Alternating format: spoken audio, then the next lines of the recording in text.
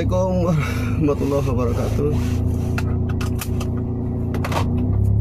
Ya, ketemu lagi ya bersama saya di pagi ini.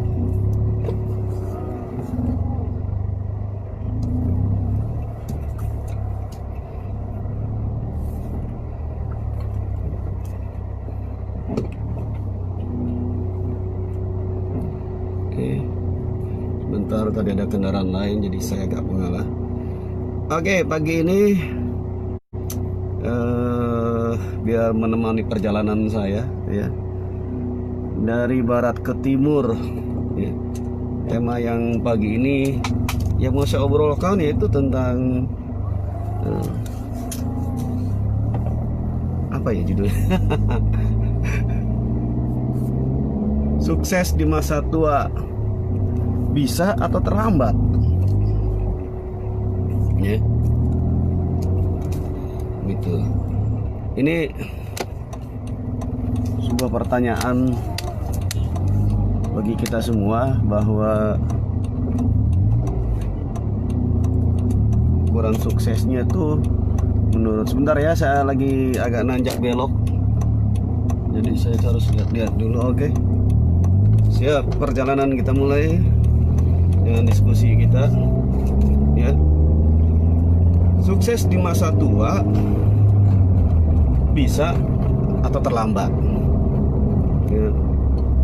Kalau yang katanya bisa, bagi sebagian orang akan bilang tuh hoax.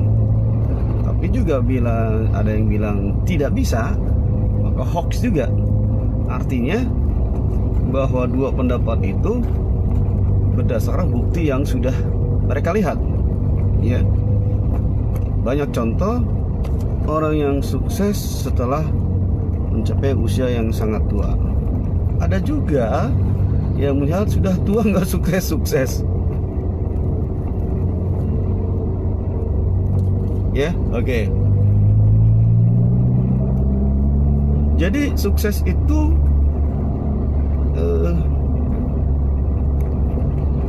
bukan sebuah takdir ya. Sukses itu pilihan ya, pilihan. Jadi hidup ini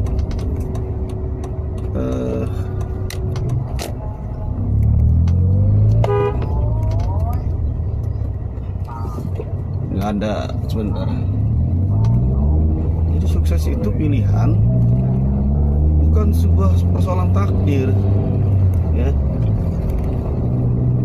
Atau ada yang bilang orang ini sukses, ada yang sukses karena turunan, ada yang sukses karena memang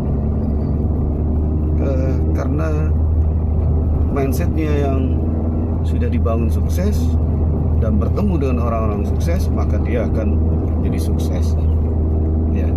Kita jawab dulu lah pertanyaan tadi, sukses di masa tua bisa atau terlambat ya. Baik, kalau jawabannya kita sama sepakat tidak bisa, berarti saya nggak usah lanjut ngopinya ini ya. Ngomong sendiri tukang hipnotis, hipnoterapi. Oke.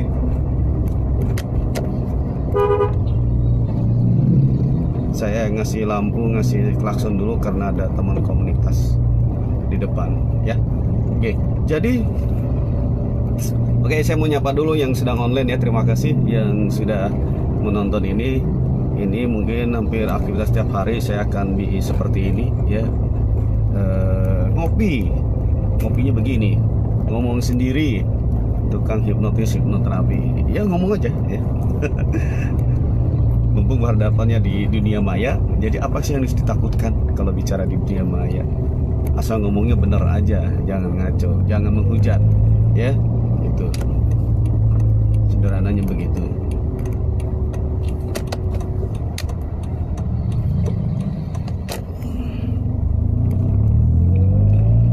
Oke, jadi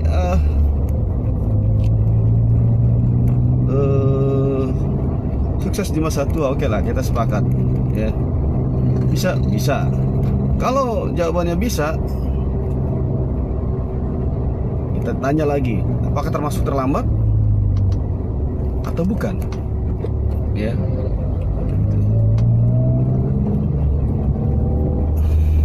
Terlambat itu kan karena ada sesuatu pembanding, ya.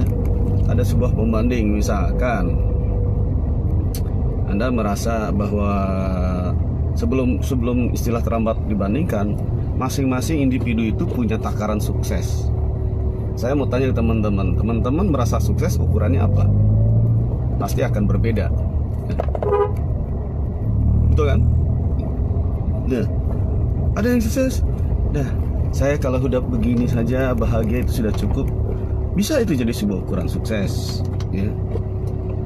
Tapi ada juga yang berkeinginan saya berkelimpahan harta, ya,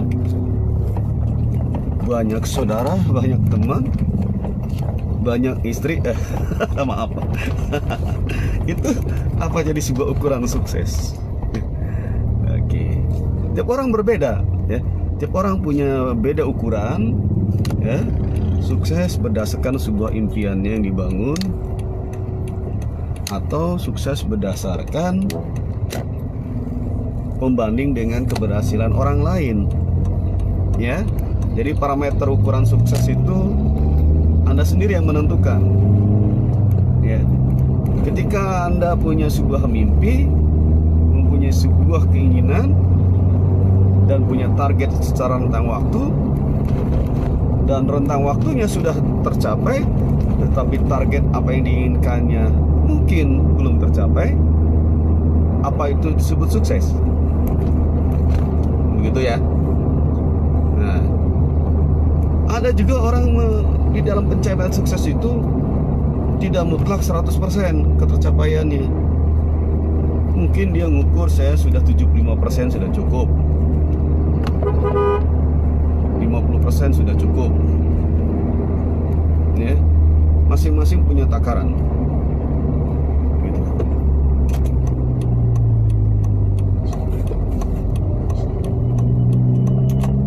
Jadi di dalam takaran itu tentukanlah sendiri masing-masing. Oke, sukses itu seperti itu, ya. Kemudian tadi apakah terlambat? Ya, kalau dilihat dari sebuah banyak tokoh, banyak cerita, kita bisa menarik kesimpulan sendiri sebenarnya, ya. Sederhana beginilah, seseorang itu dianggap sukses itu, yang paling sederhana itu adalah ketika dia terkenal, ya, populer, tapi terkenal dengan hal yang positif tentunya. Itu tidak melihat sebuah finansial, belum sampai ke sana. Baru sebatas yang tadi saya katakan, dia populer dulu. Nah, lalu banyak contoh-contoh orang yang sukses seperti saya di industri otomotif lah, ya. Bagaimana yang tadinya latar belakang seorang karyawan Honda itu nama seorang nama orang, ya, di Jepang. Ketika dia mempunyai sebuah produk, dia bekerja di Toyota waktu itu, ya. Dia mengusulkan ada sebuah hasil yang dia penelitian yang dia dapat, lalu diusulkan ke perusahaannya di Toyota, tapi tidak diterima, ya. Karena dia tidak merasa kecewa. Jadi kecewaan itu dia buktikan dengan akhirnya dia keluar dan membuat sebuah perusahaan sendiri, yaitu perusahaan Honda, dan luar biasa, hasilnya luar biasa. Jadi kendaraan Honda itu, kalau di orang-orang penggemar otomotif mungkin, mohon maaf, termasuk lebih brandingnya lebih kuat, ya, dibandingkan merek lain misalkan, gitu ya. Oke. Nah, dia suksesnya itu seperti itu. Mungkin dia waktu itu masih muda. Ada yang tua, ada, ya. Mungkin Anda pernah ke fried chicken, ya? Fried chicken, biasanya saya juga kalau fried chicken bukan keinginan saya, karena pengaruh dari anak, ya. Jadi anak itu mampu menghipnotis orang tua, begitu. Merengek, minta makan fried chicken, ya. Saya sebut namanya KFC, ya, Kentucky Fried Chicken. Ya. Itu kalau dilihat dalam sejarahnya, bisa dicek di Wikipedia bahwa Kolonel Harlan Alexander itu diawali dari bisnis usaha kecilan, dari jualan ayam goreng, ya, sampai akhirnya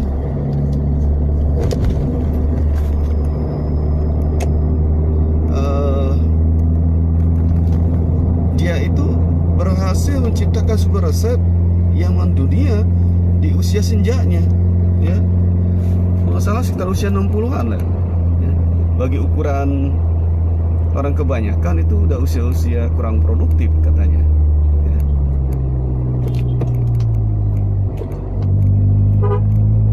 Nah, bahkan kalau di perusahaan usia 55 tahun adalah usia pensiun, gitu ya.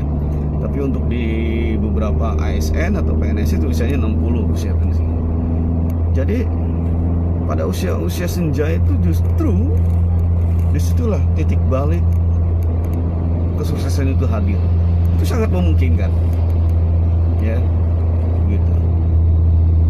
Jadi di sini artinya apa? Ukuran terlambat atau tidaknya itu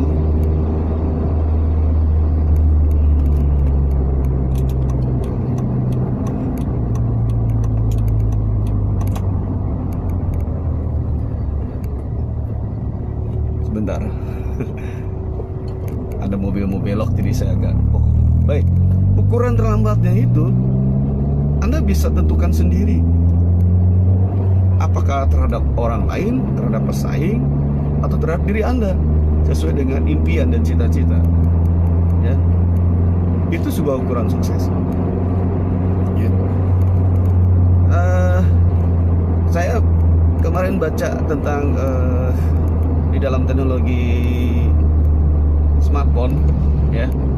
Semua tahu lah, kalau yang seusia saya itu zamannya smartphone atau handphone itu yang paling dulu di tahun 1000 tahun berapa ya, tahun 2000, ya, dengan 2000 awal. Jadi sebelum ada handphone itu kan zamannya dulu ada pager itu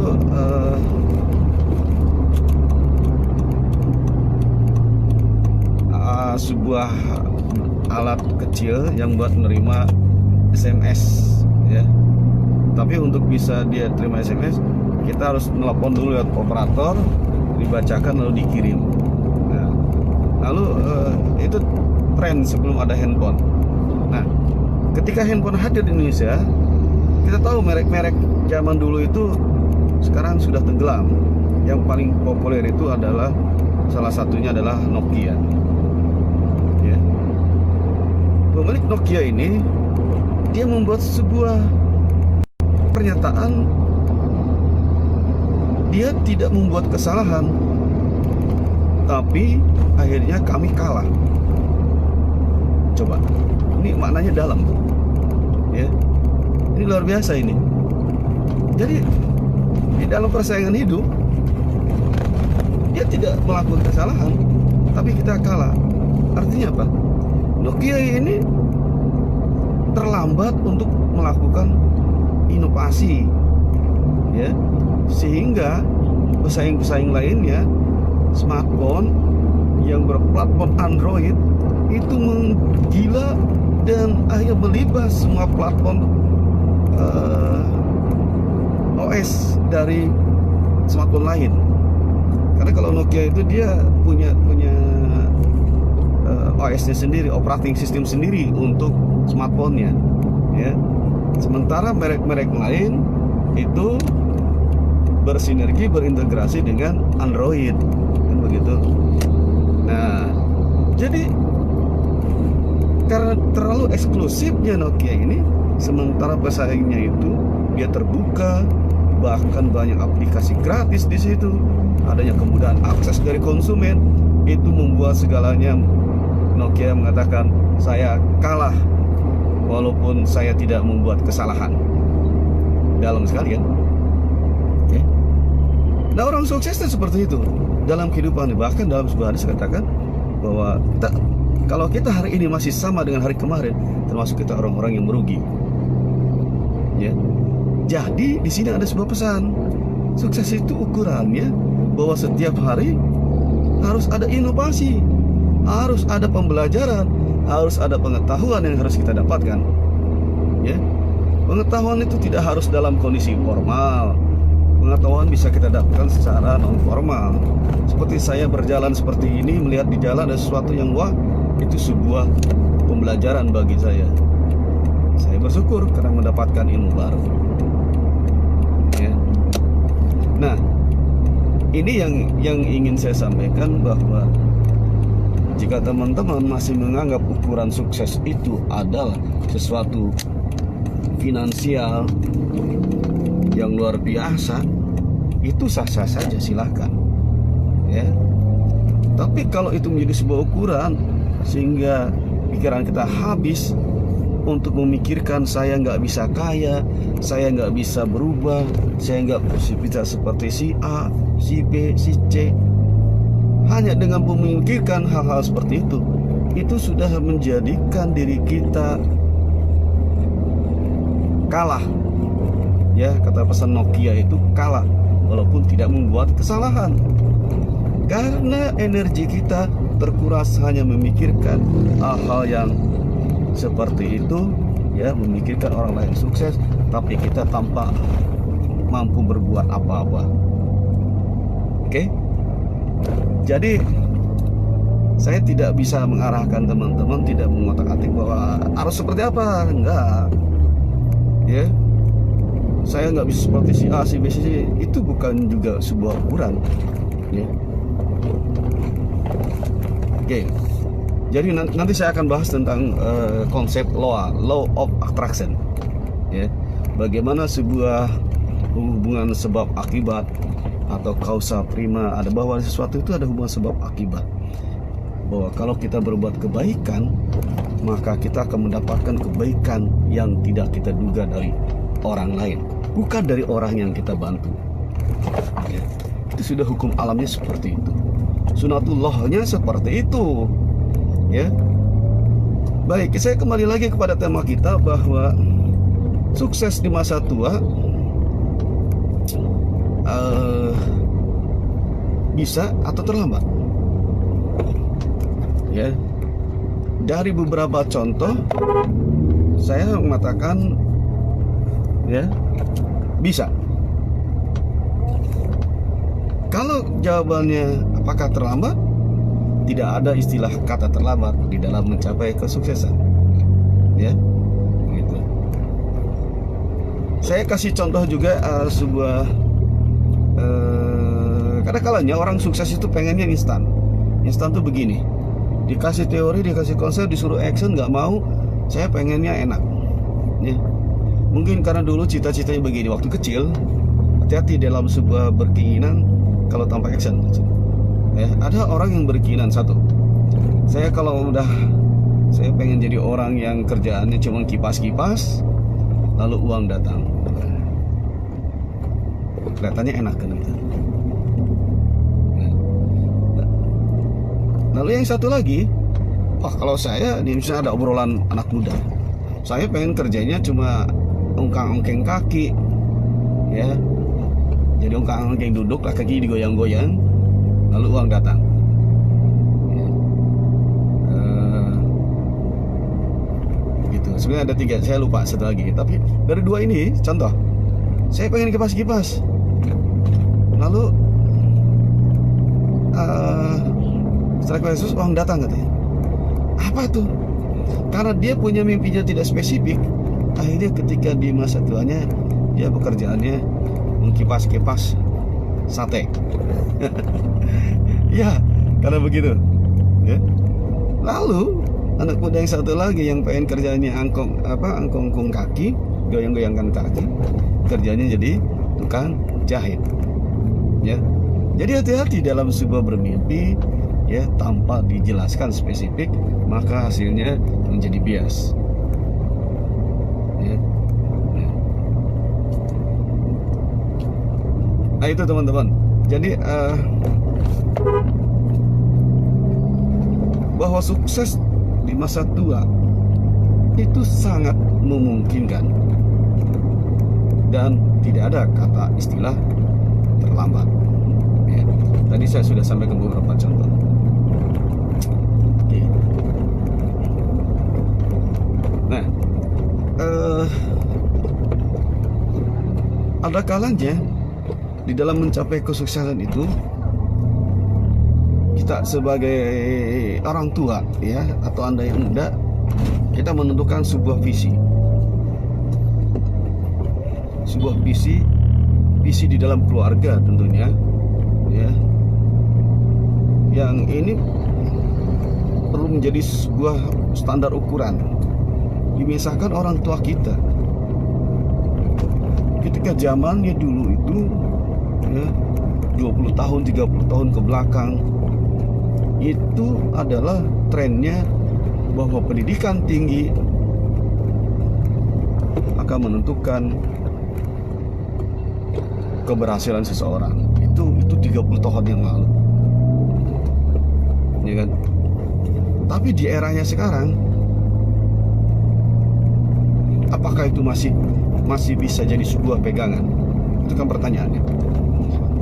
Kalau 30 tahun lalu kan mereka bagaimana anak saya kuliah, anak saya sarjana, anak saya S2, ya kan? Anak saya kuliahnya di perguruan tinggi, wah hebat, misalkan ITB gitu ya. Saya kan ngomong ITB kenapa? Karena saya alumni. Saya alma maternya. Saya pernah 2 tahun di sana, alhamdulillah mendapatkan gelar di sana gitu.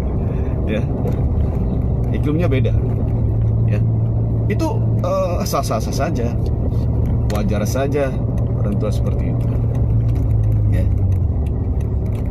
Tapi saat ini, ya, pendidikan itu memang masih tetap penting, pendidikan formal tetap penting, ya. Tapi dengan sebuah kebutuhan kondisi saat ini, ya, yang serba ekonomi kita sulit dan terbatas, ya, pengeluaran tinggi karena sebuah kebutuhan, maka mau tidak mau, suka tidak suka, kita harus mereposisi visi. Karena waktu itu tidak akan bisa kembali lagi ke belakang, ya. Kita coba melihat diri sendiri, apa yang harus bisa kita munculkan potensi kita. Kalau Anda kesulitan, Anda mungkin perlu konsultasi dengan seorang pakar, ya. Salah satunya pakar hipnoterapi. Kalau pakar hipnoterapi bukan berarti dia tidak punya masalah. Dia juga punya masalah, dan banyak mungkin masalahnya. Tapi masalahnya pada dirinya itu tidak pernah dia munculkan, karena dia punya trik, punya cara sendiri untuk meredam bagaimana masalah itu tidak menjadi dominan dalam pikiran bawah sadarnya. Nah, keren kan? Jadi dia selalu mengimbangi dan memperbesar energi-energi positif yang dimasukkan ke dalam pikiran bawah sadarnya. Secara otomatis dia tidak akan terlihat stres, dia tidak limbung dengan kondisi apapun, baik kondisinya zaman COVID-19 ataupun zamannya new normal. Itu bukan sebuah kendala, karena sekali lagi saya pernah di beberapa saya sampaikan di ngopi seperti ini, ngomong sendiri bukan hipnoterapi, itu bahwa sebuah kondisi itu sifatnya netral, ya, netral, tidak baik tidak buruk. Yang mengakibatkan baik dan tidak buruk adalah pikiran kita sendiri. Oke, saya tarik lagi kembali kepada bahasan kita bahwa apakah menjadi tua? Kalau tua sudah pasti. Apakah sukses di masa tua itu bisa atau terlambat? bisa, dan bahkan saya bilang sangat bisa, ya. Jadi mulai detik ini, dan tidak ada kata terlambat, ya. Tuntutlah ilmu sampai ke liang lahat. Jadi gak ada batasan. Menuntut ilmu itu adalah juga bagian dari kesuksesan kita dalam mendapatkan kehidupan yang lebih baik, ya. Jadi sekarang tinggal bagaimana Anda melakukan sebuah step by step, menginventaris Anda punya mimpi apa, lalu actionnya seperti apa, ya. Lalu bertemulah dengan orang-orang yang tepat, perbanyak silaturahim, karena di situ akan membuka peluang pintu rezeki. Lalu menggunakanlah rumus-rumus yang sudah baku, ya, bahwa di dalam melejitkan sesuatu goal, keinginan itu bisa dengan cara-cara spiritual, ya. Apa itu? Bagi yang muslim sudah banyak yang tahu, ya, bahwa ini bisa contoh dengan sedekah, bisa contoh dengan sholat duhanya, sholat hajatnya, sholat hajatnya. Banyak cara itu sebenarnya, ya. Jadi di sini menjadi sukses itu tentu harus siap mentalnya. Anda pengen sukses tapi nggak mau siap mentalnya, nggak bisa, ya. Saya suka nonton juga videonya, channelnya Mary Riana, ya, saya subscribe juga. Dia tuh dulu pernah kuliah di Singapura, ya. Hanya punya uang berapa, dia bilang $100 Singapura. Lalu dia akhirnya harus menghidupi diri sendiri, kisahnya itu. Lalu dia bingung gimana, ya. Akhirnya dia mulailah melakukan hal-hal yang di luar orang kebanyakan, ya. Saya punya ponakan juga, ya, wanita perempuan, ya. Tahun 2007 saya ketemu di ITB karena sama-sama kuliah di ITB, ya. Saya kan posisinya kalau 2007 bukan usia fresh graduate, bukan muda lagi. Waktu itu saya sudah bekerja karena saya dapat program beasiswa, beasiswa 2 tahun di ITB, ya, 2007. Sementara ponakan saya dia baru lulus SMA, lalu diterima di ITB, ya. Waktu dia masih kecil, waktu SD sering saya ajak main catur gitu, dia senang gitu, ya. Karena saya suruh nemenin dia. Saya main catur pakai tangan kanan, menang. Oke. Dia bilang, ya udah, namanya Rizka, ya, Kak, ayo, Mang Dharma pakai tangan kiri. Saya masih menang juga. Jadi mau pakai tangan kiri main catur, saya tetap menang. Keren kan? Nah gitu. Nah 2007 saya ketemu sama dia, ya. Sebenarnya orang tuanya bukan orang tua susah loh. Saya ketemu dia membawa sebuah tempat kue. Di situ ada kayak donat banyak. Saya tanya, ini apaan? Ini kue. Buat apa? Jualan. Saya kaget, jualan, ya. Iya, ini karena memang buat dia ikut kegiatan eskul seni angklung, ya angklung, ya.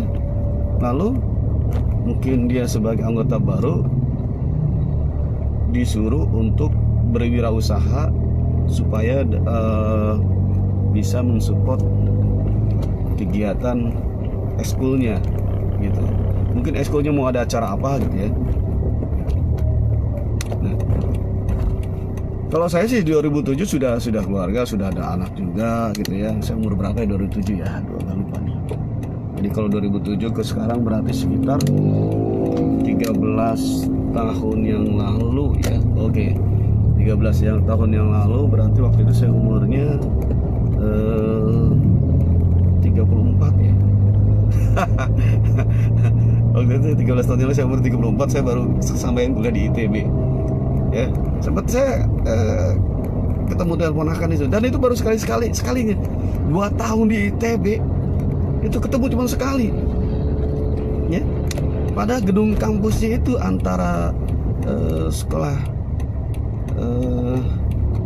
elektro ya, atau kalau di umum nggak sih sebutnya fakultas itu, dengan fakultas teknik elektro dengan MIPA itu kan bersebelahan gedungnya. Kalau yang tahu pernah masuk ke ITB itu ya. Nah itu baru ketemu cuma sekalinya selama 2 tahun, itu juga bingung. Padahal kampus ITB itu nggak gede-gede amat. Nah ini luar biasanya ponakan saya ini ya. Padahal bapaknya itu dia kerjanya di perusahaan mobil di daerah Gunung Putri, yaitu Mercedes ya. Itu kakak saya yang paling tua itu kerjanya di situ ya. Keren lah kalau kerja di dunia otomotif lah ya. Jadi itu kemudian ponakan saya itu sebenarnya waktu masuk ITB dia lewat tes ya kalau nggak salah ya. Kalau saya lewat panggilan beasiswa. Nah dia di ITB setelah lulus S1-nya dia lanjut lagi S2-nya di ITB, jurusannya matematik ya, dan dapat beasiswa. S2-nya beasiswa di ITB matematik, tapi dia cuma setahun di ITB, kampus ITB, 1 tahun lagi di Jepang. Saya nggak tahu nama kampusnya di Jepang. Jadi 2 tahun itu dia selesaikan, setahun di Indonesia di ITB, 1 tahun di Jepang gitu ya. Dan setelah selesai dia kerjanya di Bandung, tapi cuma kerjaannya online ya. Kerjaannya hanya online, dan perusahaannya ada di Singapura. Nah sekitar setahun yang lalu ya, saya lupa, dia kerjanya harus ngantor di Singapura. Sampai detik ini dia sudah di Singapura ya, karena masa pandemi ini dia nggak bisa pulang. Dia seorang perempuan luar biasa ya. Kalau dia sukses, dia pengennya seperti itu, passionnya seperti itu, dia lakukan itu. Oke, nah jadi teman-teman, artinya sukses itu sangat kembali kepada passionnya. Dia punya acuannya apa untuk jadi sukses ya. Dia punya mimpi apa ya. Bagi dia, ketika dia bekerja jauh dari orang tua itu menjadi sebuah sukses, bisa saja. Jadi kesuksesan itu tidak bisa kita bandingkan dengan orang lain ya.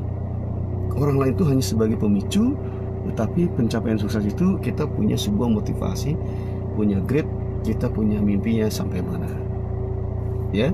Jadi kesimpulannya, sukses menjadi tua itu bisa. Dan apakah terlambat? Tidak ada kata terlambat. Mulailah dari sini, dari hal yang kecil, dari diri sendiri ya. Karena lama-lama dari hal kecil akan menjadi besar. Besar dikatakan besar karena ada yang kecil. Oke. Yang utama adalah action. Mimpi boleh sekali, tapi action harus 1000 kali. Jangan 1000 kali mimpi, hanya sekali action. Itu sesuatu hal yang tidak akan terjadi. Itu saja, terima kasih karena saya sudah sampai di lokasi tujuan. Sampai ketemu di video yang mendatang. Terima kasih. Assalamualaikum warahmatullahi wabarakatuh.